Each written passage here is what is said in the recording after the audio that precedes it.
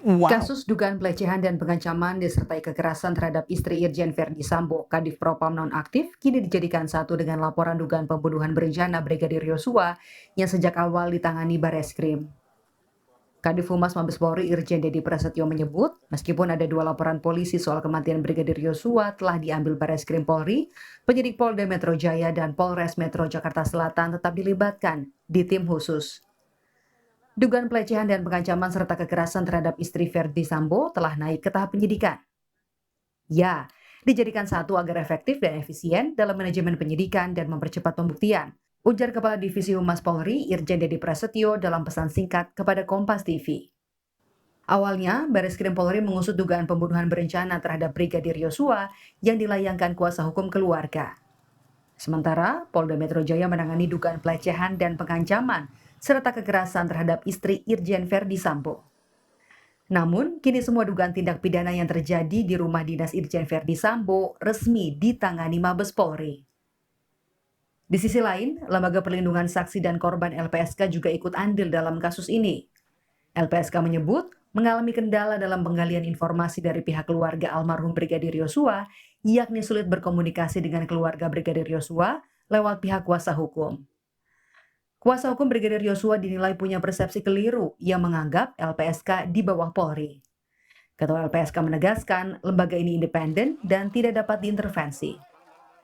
Sementara soal permohonan perlindungan terhadap Barade Eliezer, LPSK menyebut tengah ditelaah dan diinvestigasi. LPSK masih mencocokkan keterangan Barade Eliezer dengan berbagai pihak untuk menentukan apakah ia layak mendapat perlindungan atau tidak. Nantinya LPSK akan menggelar asesmen dalam jangka waktu 30 hari terhitung sejak permohonan diajukan oleh Barade Eliezer. LPSK berpedoman pada 4 hal yang menentukan apakah Barade Eliezer bisa mendapat perlindungan LPSK atau tidak. Sementara soal penggalian informasi dari pihak istri Irjen Verdi Sambo belum bisa dilakukan karena masih dalam kondisi trauma. Baradae datang ke LPSK, tapi ini masih harus kita tidak lanjuti dengan melakukan cek, recheck, dan cross check ke beberapa pihak tentang keterangan Brigadir J ini.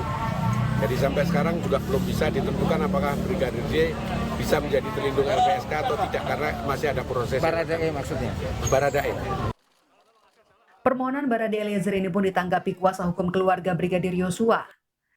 Penasihat hukum keluarga Brigadir Yosua mempertanyakan siapa pihak yang seharusnya diberi perlindungan oleh LPSK. Pasalnya, Brigadir Yosua telah tewas dalam insiden di rumah dinas Kadif Propam Polri nonaktif Irjen Verdi Sambo. Sebagai apa Baradae? Dari awal, sebagian unit Polri, Humasnya mengatakan ditembak oleh siapa. Yang dilakukan pertama ya harus ada tersangka. Kenapa diantar-antar sama perwira menengah tinggi ke LPSK? Apakah dia minta perlindungan ke sana? Undang-undang LPSK ini harus mendapat persetujuan pengadilan.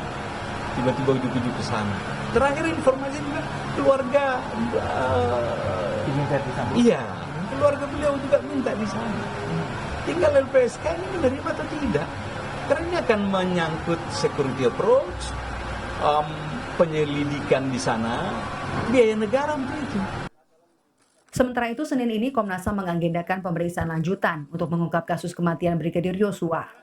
Komisioner Komnas HAM BK Hulung Hapsara dalam program Kompas Petang Minggu 31 Juli menyebut akan memanggil ajudan Verdi Sambo yang tak hadir pada pemeriksaan sebelumnya. Ada juga pekerja rumah tangga, petugas kesehatan yang melakukan tes usap, serta pengujian balistik dan forensik soal jenis senjata, peluru, dan residu peluru di tubuh Brigadir Yosua. Tak hanya itu, ponsel milik orang-orang yang terkait dalam dugaan tindak pidana di rumah Irjen Verdi Sambo juga akan diperiksa untuk merangkai kasus ini soal dugaan rencana pembunuhan. Minta keterangan ajudan Pak Verdi Sambo yang kemarin belum hadir. Yang kedua, kemudian asisten rumah tangga. Setelahnya kemudian ada petugas kesehatan yang melakukan PCR. Terus kemudian bergerak ke permintaan keterangan terkait dengan balistik dan forensik lainnya. Misalnya jenis senjata, terus kemudian peluru, residu peluru yang ada di tubuh Brigadir J gitu. setelahnya kembali lagi soal handphone, gitu ya. Handphone kan kami belum selesai nih. Kemarin baru ada 2 handphone yang kami gali informasinya. Terus kemudian kami sudah juga berkomunikasi supaya penyidik atau tim dari kepolisian menghadirkan data-data terkait handphone yang lain begitu, sehingga jelas alur komunikasinya, terus kemudian apa pesan-pesannya, termasuk juga isu-isu yang selama ini sering mengemuka, misalnya ada ancaman pembunuhan atau yang lain begitu. Ini akan kami selidiki. Sementara itu, Komnas HAM belum punya rencana kapan akan memanggil Verdi Sambo dan istri sebagai saksi kunci. Tim Liputan Kompas TV. Setelah resmi semua kasus dugaan tindak pidana di rumah Irjen Verdi Sambo diambil alih Bares Krim Polri, hari ini polisi kembali datangi rumah dinas Verdi Sambo di kawasan Duren 3, Jakarta Selatan. Informasi lebih lengkap kita tanyakan jurnalis Kompas TV yang sudah ada di lokasi, ada Asri Gunawan di sana. Asri, hari ini apa saja yang mau digali lagi oleh polisi dari tempat kejadian perkara di sana? Ya, selamat siang Radi dan saudara. Sebetulnya berdasarkan informasi yang kami dapatkan, pada hari ini pihak kepolisian akan memberikan keterangan terkait dengan perkembangan tim khusus atas pengembangan dari uji balistik terkait dengan bukti-bukti yang ada di peristiwa atau kejadian polisi tembak polisi di rumah Kadif Propam Polri nonaktif Irjen Verdi Sambo. Kemudian terkait dengan apa saja yang digali, ini kemungkinan akan digali terkait dengan bukti-bukti terkait dengan laporan kasus dugaan pelecehan seksual yang dilaporkan kepada Polda Metro Jaya yang saat ini juga sudah dilimpahkan ke Bares Krim Polri. Namun hal ini pun masih akan kami konfirmasi lagi dan juga kami masih menunggu keterangan resmi dari pihak kepolisian terkait dengan apa saja yang akan digali. Selain itu juga selain dari soal kasus dugaan pelecehan seksual, ini juga ada beberapa yang didalami, diantaranya juga terkait dengan proyektil, selongsong, dan juga senjata api yang digunakan dalam peristiwa tersebut.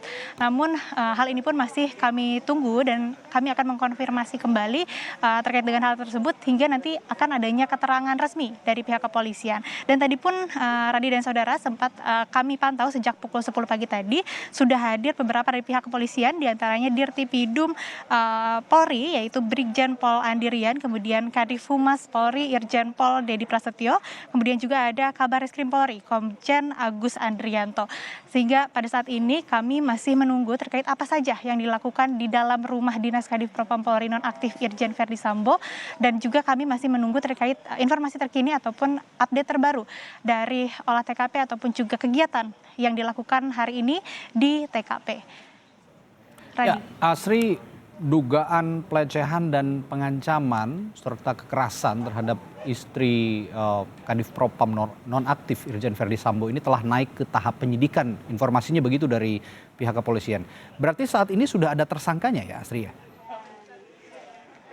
Berdasarkan informasi yang kami dapatkan sampai saat ini juga kami masih menggali terkait dengan tersangka yang ada dalam laporan kasus dugaan pelecehan seksual yang dilaporkan ke Polda Metro Jaya yang saat ini juga sudah dilimpahkan ke Bares Krim Polri. Sehingga untuk saat ini yang dapat kami informasikan juga terkait kasus tersebut kami masih menunggu informasi dan juga keterangan resmi dari pihak kepolisian agar kita semua juga tidak salah memberi informasi ataupun juga menduga siapa tersangka yang ditetapkan dalam kasus dugaan pelecehan seksual ini.